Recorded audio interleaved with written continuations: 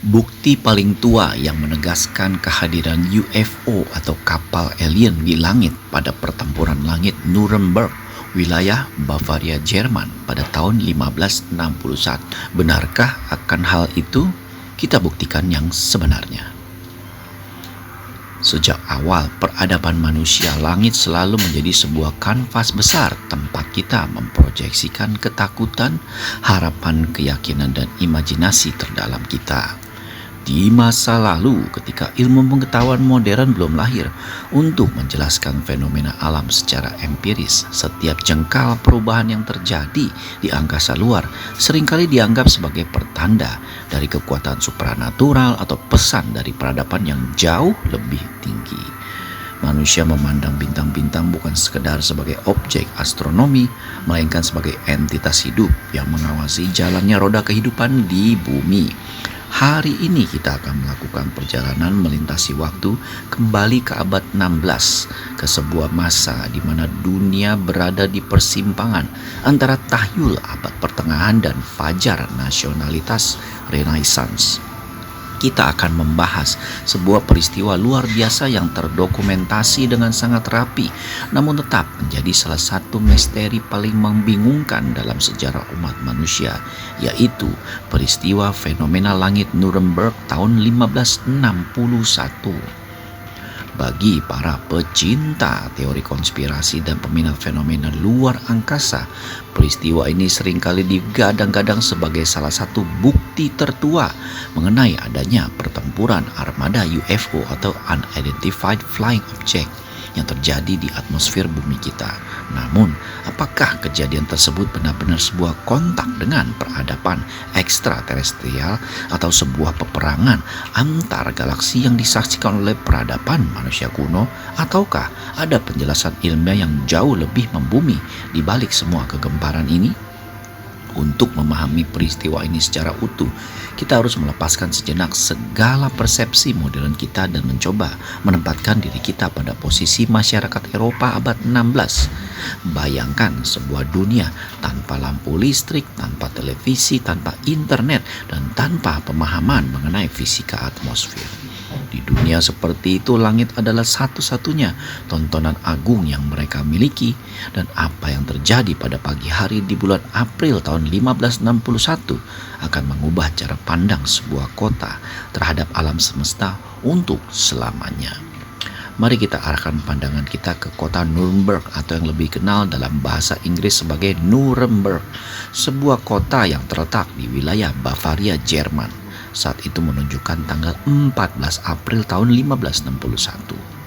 Fajar baru saja menyingsing dan jam dinding kota memperkirakan waktu berada di sekitar pukul 4 atau 5 pagi. Matahari baru saja memancarkan sinar pertamanya, membelah kegelapan malam dan membangunkan para penduduk kota yang bersiap untuk memulai aktivitas harian mereka. Para pedagang mulai membuka kios, para petani menuju ke ladang, dan para biarawan mengumandangkan doa-doa pagi. Atmosfer kota terasa tenang, damai, ya seperti hari-hari biasa deh.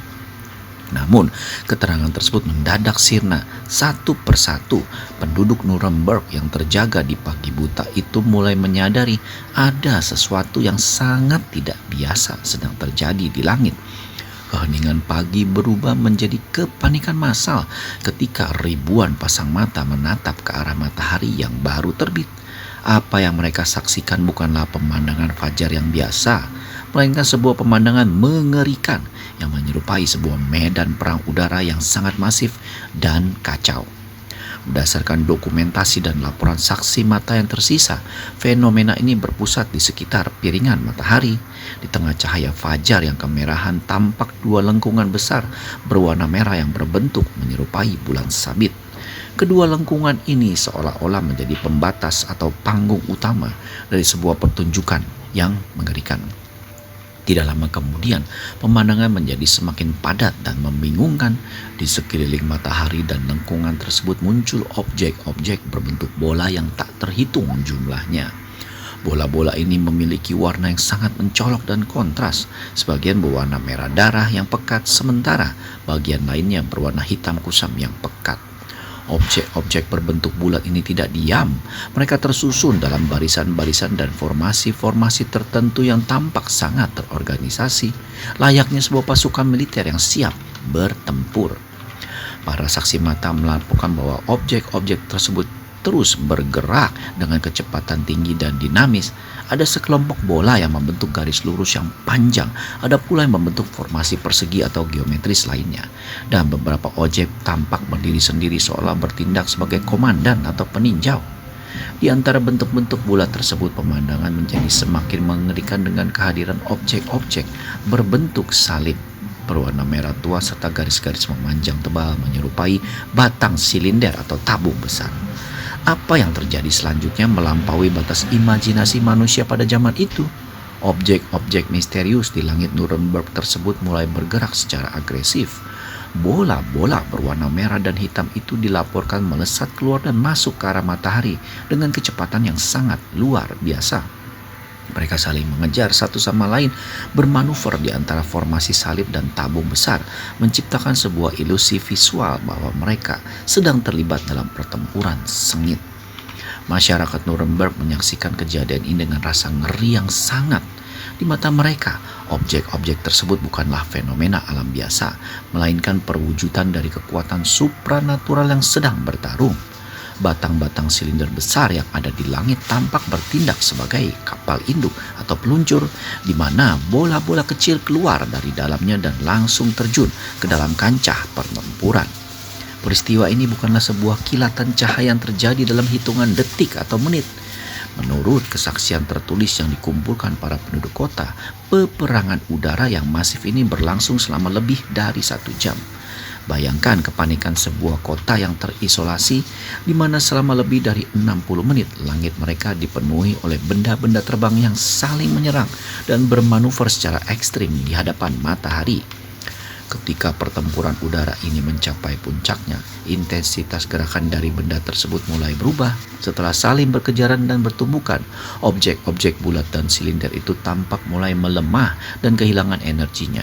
Satu persatu, benda-benda terbang tersebut mulai berjatuhan dari langit menuju permukaan bumi. Proses jatuhnya benda-benda ini digambarkan sangat mengerikan. Mereka turun dengan kecepatan tinggi seolah-olah terbakar oleh api yang dahsyat. Ketika mereka menghantam bumi di area pinggiran kota, objek-objek tersebut dilaporkan hancur dan menguap. Namun meninggalkan jejak berupa kepulan asap hitam yang sangat tebal membumbung tinggi ke angkasa, menutupi sebagian pemandangan kota. Namun kejutan di pagi hari itu belum berakhir. Setelah intensitas yang cukup tinggi dan pertempuran mereda, objek kecil berjatuhan, langit Nuremberg kembali dihebohkan oleh kemunculan satu objek terakhir yang sangat masif. Para saksi mata melihat sebuah objek berukuran sangat besar, panjang dan berwarna gelap pekat. Objek ini digambarkan merupai sebuah tombak raksasa atau anak panah raksasa yang kokoh. Objek masif ini muncul membentang secara horizontal di langit, memanjang dari arah timur ke arah barat, seolah menjadi penutup. Sebuah peristiwa besar dan semengerikan ini tentu saja tidak akan menguap begitu saja di telan waktu. Beruntung bagi sejarah modern, kota Nuremberg pada abad 16 memiliki tradisi dokumentasi media yang cukup maju atau yang sering disebut sebagai broadsheet. Seorang seniman jurnalis sekaligus pencetak selebaran setempat bernama Hans Gleiser menyadari pentingnya mengabadikan momen luar biasa ini berdasarkan kesaksian-kesaksian langsung dari warga kota dan apa yang mungkin ia saksikan sendiri. Hans Gleiser kemudian membuat sebuah karya seni cukil kayu atau woodcut yang sangat terkenal.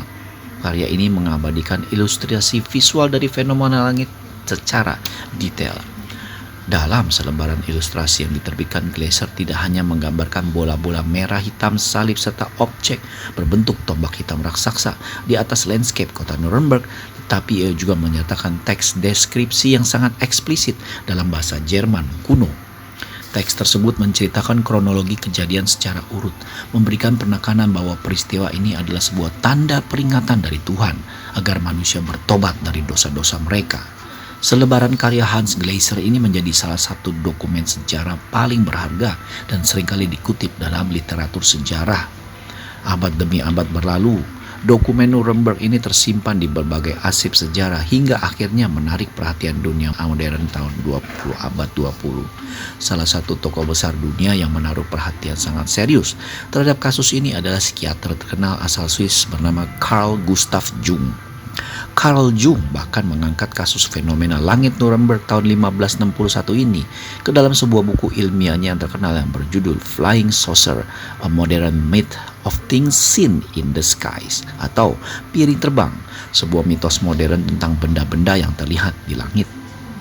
Dalam bukunya tersebut, Jung tidak serta-merta mengonfirmasi bahwa peristiwa itu adalah kunjungan alien. Sebaliknya, dari perspektif psikologis analitis, Jung menggunakan peristiwa Nuremberg sebagai contoh utama tentang bagaimana cara manusia di setiap zaman cenderung memberikan makna simbolis, spiritual, dan archetype psikologis pada fenomena-fenomena langit yang tidak dapat mereka jelaskan dengan akal sehat.